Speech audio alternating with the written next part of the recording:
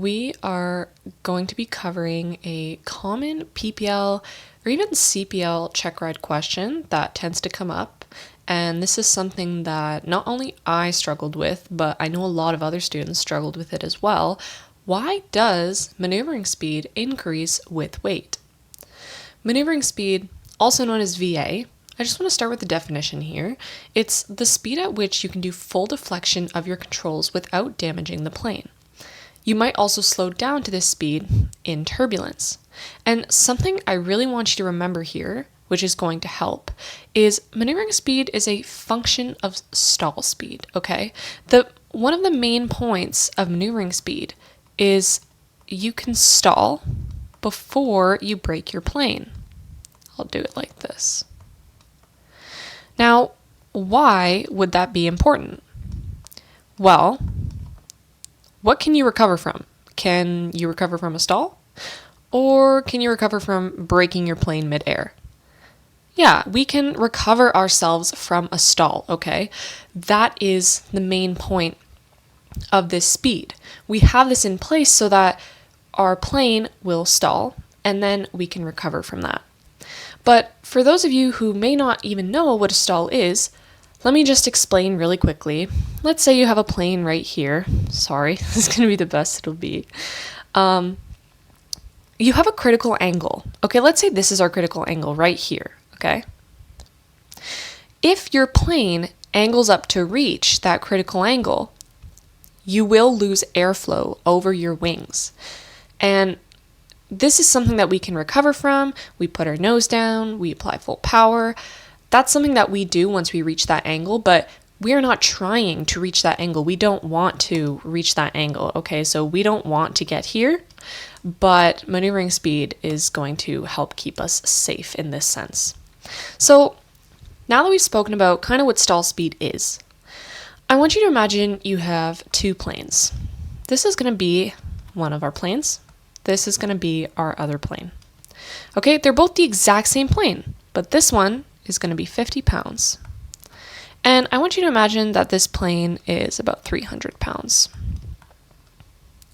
So these are both the exact same planes, right? But they have different weights.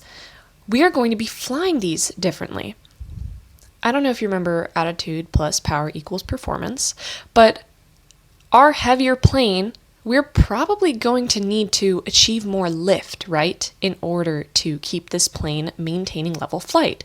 So how are we going to do that? Well, this plane is going to look a little different when it's flying because it's heavier.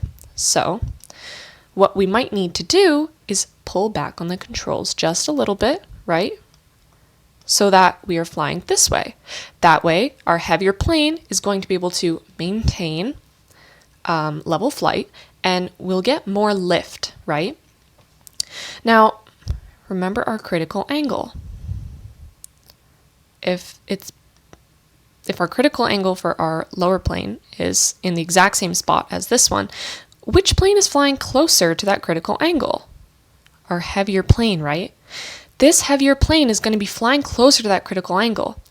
Our plane is working so hard to achieve lift that it's going to be creating a lot of induced drag.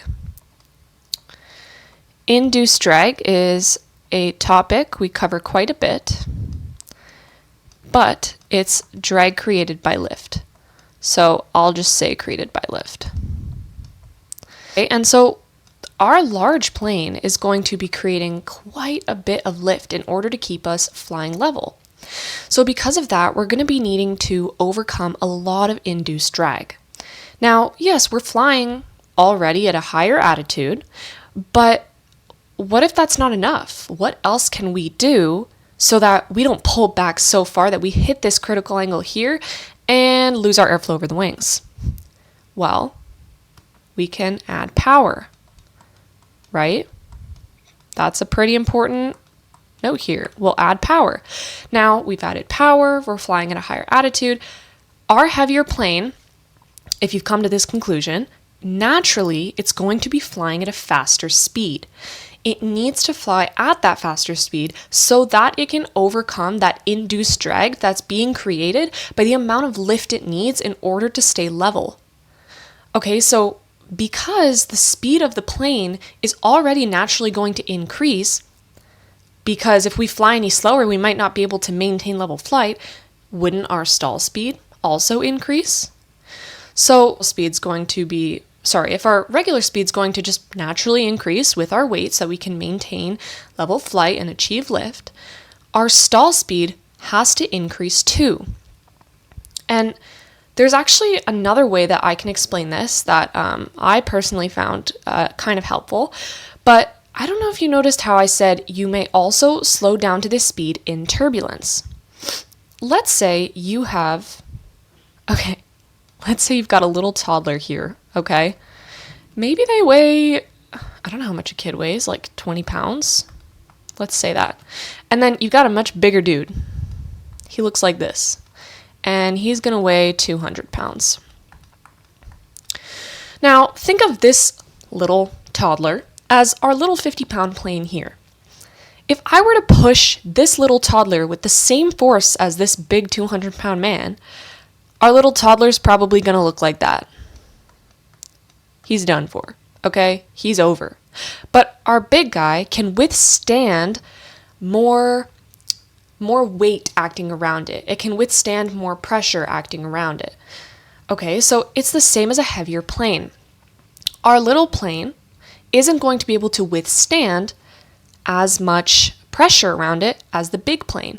So that's why we're going to slow down. Our little plane is going to slow down in turbulence because we're very delicate. Our bigger plane, it's able to go a little bit faster and get tossed around a little bit more by that turbulence without the airframe being stressed, okay?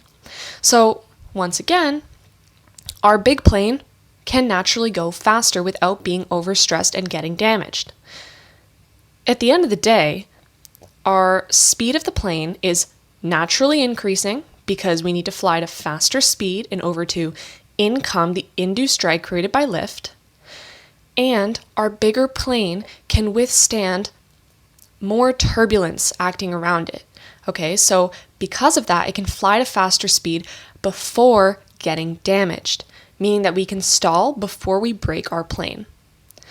Let me know if that makes sense. This was actually the first time I was able to fully understand why maneuvering speed increases with weight. I just learned how to explain this a couple weeks ago. But if there's anything that you're unsure about, I will try my best to explain it a little more in depth. But this is kind of the best way I could think of explaining it for a student pilot, and I hope you enjoyed.